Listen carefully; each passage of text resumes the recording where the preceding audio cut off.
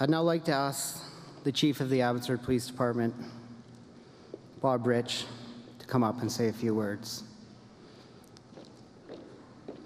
This is a man who has absolutely demonstrated what leadership is about in these trying times at the Abbotsford Police Department.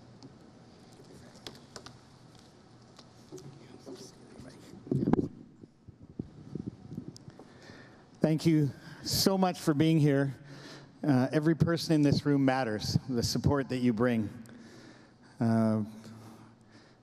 Premier, Minister Farnworth, Mayor Braun, all of the MLAs and MPs that are here, the amazing Davidson family, Denise, our friends from Northumbria. I don't know where you are. I've lost you now. The chief from Northumbria is here. I look over here and the finest national police service in the world. You guys are fantastic. I look over here at my friends, the second best municipal police department in the world. And I look over here at the people wearing the same uniform as me, and your support through these last 2 weeks has been unbelievable. We are holding together because each of you is helping each of us hold together, and I thank you. We are on the unceded land of the Matsqui and Sumas people, the people of the Stolo Nation. That means the people of the river, the Fraser River. We call it the Fraser River, and I want to acknowledge them. John loved First Nations Aboriginal art, and so for us to acknowledge those people and their contribution is so important to John, so I wanted to say that. We are here today to grieve a horrible murder of an innocent man, a hero. We're also here to celebrate an incredible life. We have to find a way to do both at the same time. And so we will do that. I want to tell a bit of a story, if I could, about what happened. Our story actually starts on November the 4th, which is the Saturday. A man from Alberta walked in, flashed to a dealership in the Auto Mall on Mount Lehman. It's on the west side of Mount Lehman. I went into one of the dealerships and said, I want to try driving that Mustang. And the guy said, sure, I'll get the keys, I'll get a dealer plate. Hands him the keys, gets the dealer plate, lets the guy get in the car, goes to get in the passenger side to go on the ride, and the guy takes off. And the car is stolen. In an odd happenstance, of course, we go to investigate the stolen auto, and Constable John Davidson is the officer assigned to investigate that stolen auto. And it's a very routine investigation. Sees the video, take statements from the witnesses, file a report, put the plate on the system. All of those things happen. 2 days later, across the street at a mall that's just north of a high street mall, a strip mall, a nice friendly place to go to the bank, do some business, go to a restaurant. One of the employees from that dealership is gassing up a car at the Shell station, and they look over, and by the Quiznos backed into a stall, it looks like the same Mustang. Phones people at the dealership, they come over, check with the fob, it is the same Mustang. They park a pickup truck behind it so that this unoccupied car won't leave, and they phone the police, and they go into Quiznos to have a sandwich. All routine. Suspect returns to the vehicle, and that which was routine is routine no more. The man walks up to the car, they confront him, he becomes violent in his language, and he walks around to the passenger side of that Mustang, and he pulls out a rifle. He fires rounds that hit the pickup truck that's blocking his way out. Of course, people flee in every direction. 911 calls are coming. He gets in the car, and by moving it backwards and forwards a number of times, manages to get it out of the stall and drives away. We think he leaves the mall, but for some reason chooses to come back in. And as he comes back in, the first police car coming in is driven by John. And John sees the car. But there's cars between John and that car, and so things get difficult for him. And they end up, both of them, in the parking area of the mall. And a shot rings out, and John falls. And the man gets back in that car and actually drives slowly out of the lot and then turns and drives south on Mount Lehman. I want to tell that story in a slightly different way. When that shot rang out, blackness fell on a sunny day in Abbotsford. When that shot rang out, evil won. There was an oily blackness that fell upon our city. It was awful. I cannot imagine a darker thing to have happen to us. A man heard that shot. The man's name is Ryan. He's an auxiliary firefighter in Chilliwack. He heard the shot and he began to run. Now, he phoned his sister later and said, I heard the shot and I began to run. She said, oh, good, you ran to safety. He said, no, I ran to see if I could help. And Ryan ran out and began to provide first aid to John. And a little light came on in the darkness. And soon, Colin and Kevin, police officers with Abbotsford, arrived and called in what had happened, that an officer was down, and they too began to help. And then Brett and Tyler and Alex arrived. Tyler and Alex are both trained medics with the Abbotsford Police Department. They have kits with them to deal with trauma, and they began to help, and more lights came on. 9 firefighters from our brothers and sisters in Abbotsford Fire arrived, and they began to help. And then our ambulance service came, and everybody came to do everything they could for John. The truth is, the wound that John received was beyond medical help. There was nothing that could be done. But we know that if he could have been saved, he would have been saved, because those people did everything they could to save his life. And their lights shone in the city of Abbotsford in the inky blankness that had been dwelt upon us by this man in his evil action. That car went out onto Mount Lehman and drove south. And it went by one of our police cars who wheeled around and called it in, and we were on it. And as that vehicle made its way across the freeway and it was going in a roundabout at Fraser in Mount Lehman, 5 Abbotsford police officers converged on him and rammed his car with everything they could. 2 of those officers fired on him, hitting him and stopping him in his tracks. That man's evil intentions, I totally believe, were to kill more of us. There was going to be a rampage in the city of Abbotsford. I don't know who would have fallen, but they stopped him at that moment, and their lights shone bright. They were heroes. They stepped forward. Before we got that man out of the car, there were 20 Abbotsford police officers at that scene, working together to take him into custody, showing restraint, professionalism, and heroism all at the same time. And they pull him out of that car. As I was arriving at the scene with Deputy Chief Sear, we watched as they pulled him out of that car. And I watched and I looked and I saw my officers. I saw one go down on his knees. I saw them, what they had done and what it was going to cost. But the light shone bright. Mike and I went to the next scene, and our officers were doing everything they could to save John's life. And at that scene, I watched as 2 of my inspectors began to take control of everything that was going on. I watched our major crime sergeant begin to direct people, and I saw, this blew me away, he was beginning to give directions to people from Langley. Langley Major Crime had already arrived on the scene. I have no idea how they knew this had happened or how they got there, but they were already helping us. They were taking up point duties at the other location. I knew that as well, I later found out. As I stood there, and I was not like Doug, our Major Crime Sergeant, I was I don't know, maybe immobilized for a minute, trying to figure out what to do. I got a phone call from Chief Adam Palmer from the Vancouver Police. What can I do? I've heard this has happened. What can I do? I said, I need help. My son Tim is a Vancouver police officer. He heard the call come over the radio in Vancouver. Never heard a call like that before. We need cars to go to Abbotsford. 30 police officers from Vancouver started out to Abbotsford, and their lights shone bright.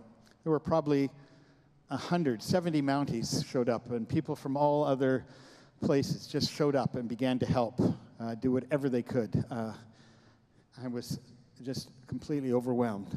Their lights shone bright. In the days to follow, this community has risen. The tributes, the emails, the flowers, the memorials, the things that you have done, community, to tell us that you were with us. Your lights shine bright. Some amazing stories of the things that have happened, but I'll give you some of the little ones. A man walked into the front counter and said, "John gave me a ticket," and I was disputing it. Now I'm never going to have to pay it. Here's the money for John's family. I walked outside the police station for 5 minutes one day, and this man walked up to me and went, "Whoa, you're a criminal." Just, that happens to us. He was a big criminal. Anyway, he said, "I want to talk to you." And I said, "What about? Like I'm doing one of those? You know what you do?" He said, "2 years ago, you guys pulled me out of a car and arrested me, and you changed my life." And I'm like, "Well, that's what happens when you're a criminal." But no, he said, "No. I have been clean for 2 years, and I came here to pay tribute to John." And I didn't know him, but one of my officers was there, and he said, "He is a bad guy," so that's good. The next person I saw was a man that our amazing police force rescued from a kidnapping. And he was in a horrible place when we found him after a difficult search on a dark, stormy night. And he was there to pay tribute. And then I saw my friend Mike. So Mike is a Special Olympian.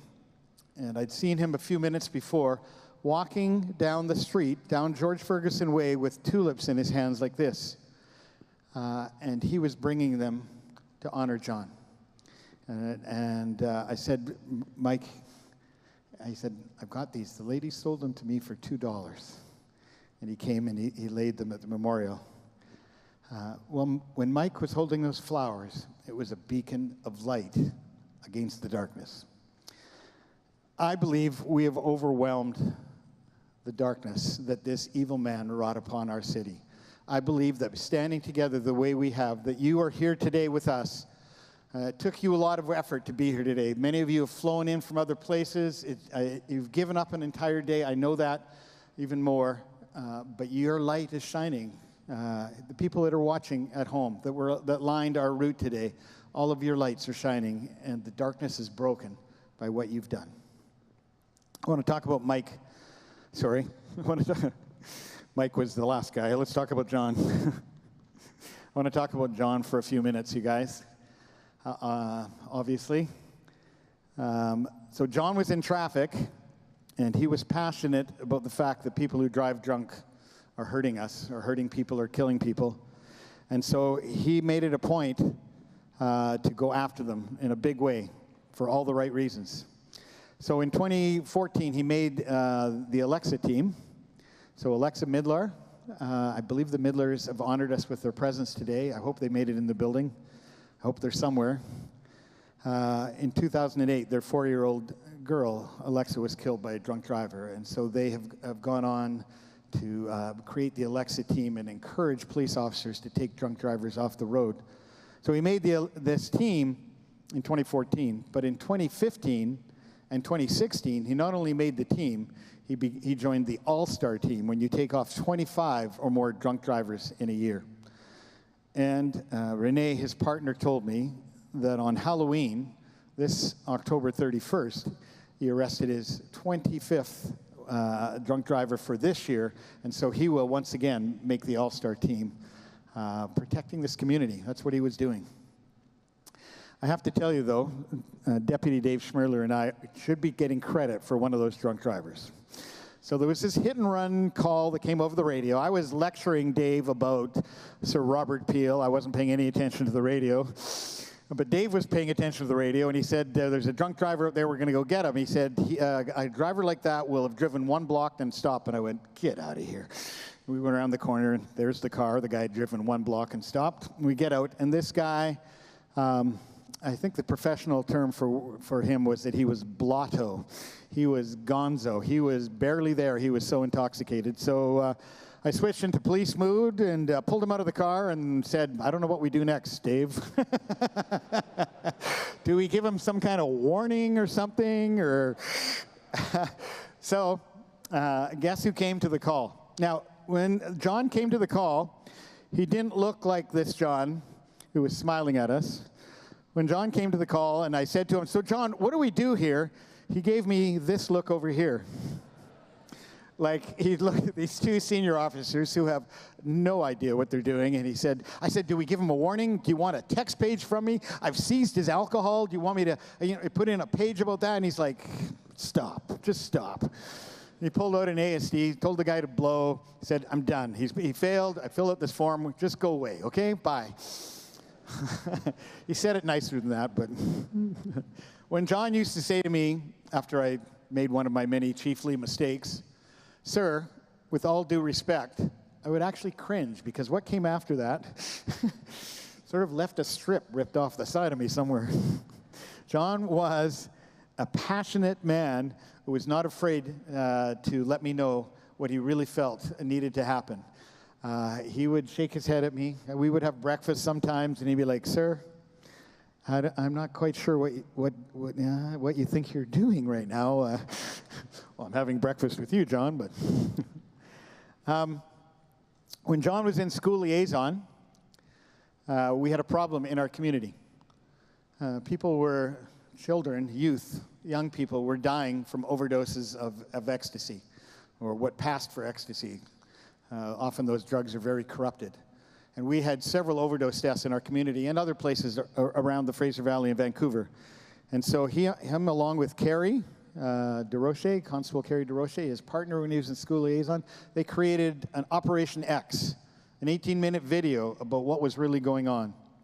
And they invited the parents of these kids that had lost their life and the friends of these kids who had lost their life to go with them to school after school and to deliver this message to the kids. Look, this is what's really going on. This is what this drug will really do.